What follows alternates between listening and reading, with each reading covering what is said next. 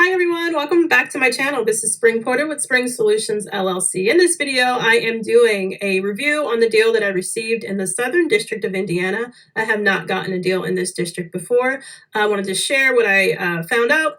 I'm also going to be going over a student deal. This student received a deal in the Western District of Virginia. So if you're interested in hearing about the Southern District of Indiana and the Western District of Virginia, please stay tuned. Please note that I am not an attorney. This information is not indicated as legal advice. So, in an effort for me to get a deal in each district, I want to tell you about my experiences. I got a deal in this particular district. Overall, pleasant. Staff was friendly. They do issue checks. Your name is going to be in care of the client, just so you know. So they do send it. They're going to send it to me. Right here, you can see the order. It has my P.O. box. It says my name on here. I don't have an issue with depositing these because my bank does allow it. So I'm just cautioning you, this is similar to the District of Massachusetts in their interpretation of the law. They don't care what documents you're sending. They're only going to send the payments this way, right? So that's just their standard way of reviewing it, and that's fine. So this case is from 2013. This is a case number up here. Application, I filed it in on the 26th. She's getting back $10,567.01. My fee is $1,500. The interesting thing about this, I actually sent her mail. I didn't call her.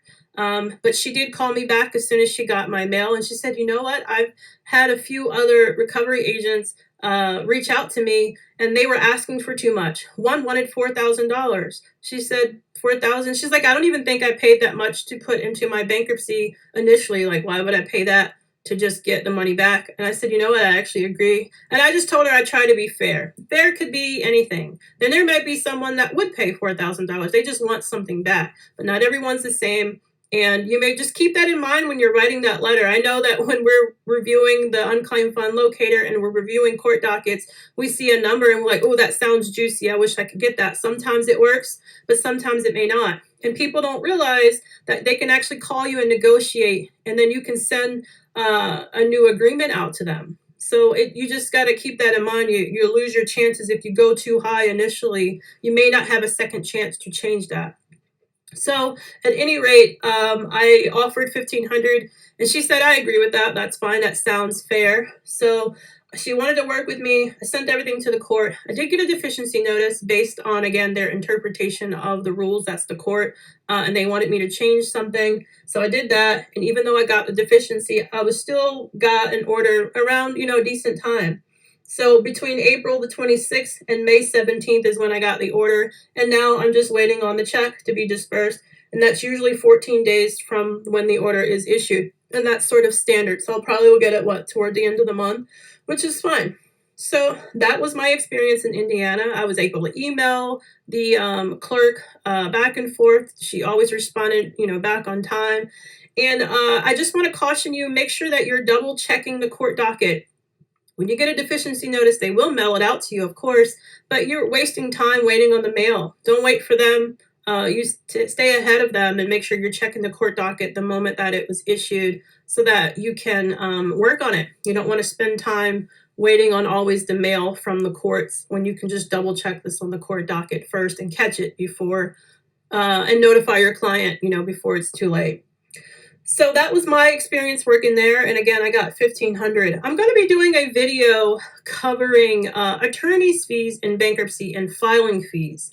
And hopefully this will kind of solidify or maybe bring into a broader context of what you should be charging in terms of finder fees. Again, there are no rules. There are no caps for finder fees, but it shouldn't be more than what the attorney is paying or what the client is paying into the court. What would you want to pay if this were your money and somebody contacted you? What would you think would be fair? So just think about it in terms of that, if that helps at all. But all right, I'm going to cover my student's case right now, and just stay tuned.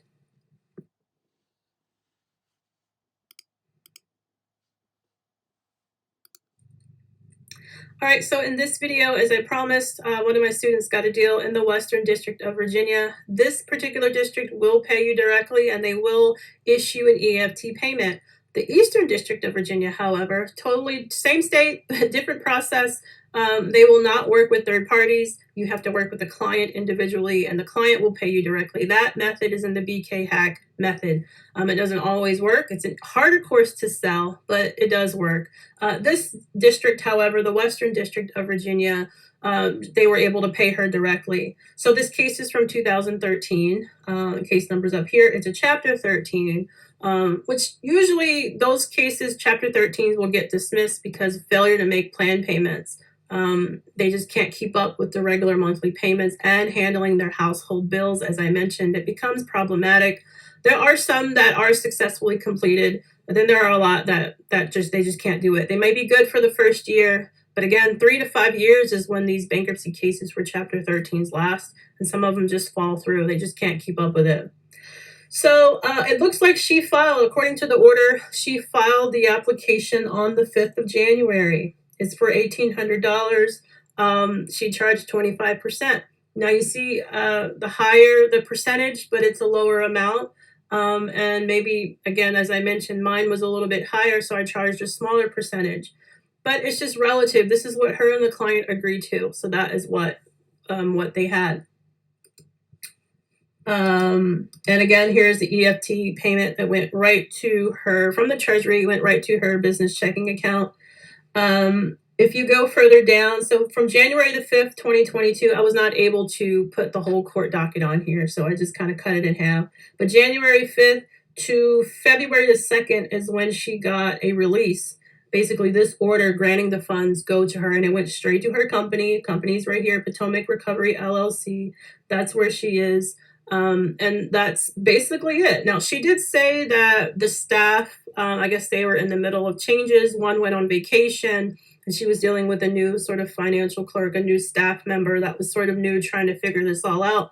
But because she had had previous deals, she knew what the process was from beginning to end. She didn't get any deficiency notices. So she did everything that she was supposed to do. And then she probably trained the staff, to be honest, on what comes next. And what am I waiting on? I sent you everything that I had. So again, it pays to know what you're doing, pays to know the process.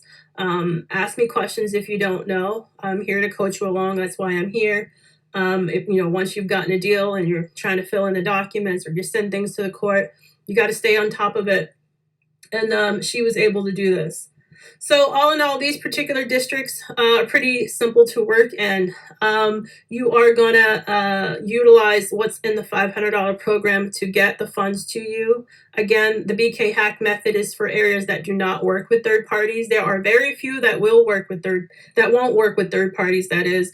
Most of the districts, you can do this and they will pay you directly. Again, I'm showing you different districts.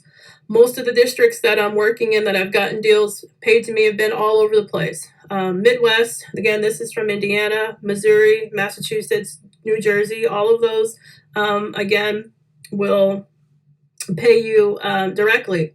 Massachusetts, Maryland, and probably maybe a few other ones that I haven't gotten to yet will send you checks care of, but just add this particular district to that Massachusetts, Maryland section, in that they're going to pay you the check with your client's name on it as well, right? So this is why I do this, so I can caution you and say, hey, this is what you need to watch out for. But overall, pretty good. So if you are interested in any of the programs, please send me an email, springsolutionsllc@gmail.com. I will post the links below if you're interested. Also in the state unclaimed fund guide, that's there as well, the BK Hack method, and then the traditional $500 method for bankruptcy unclaimed funds. I will see you in the next video. Thanks for watching.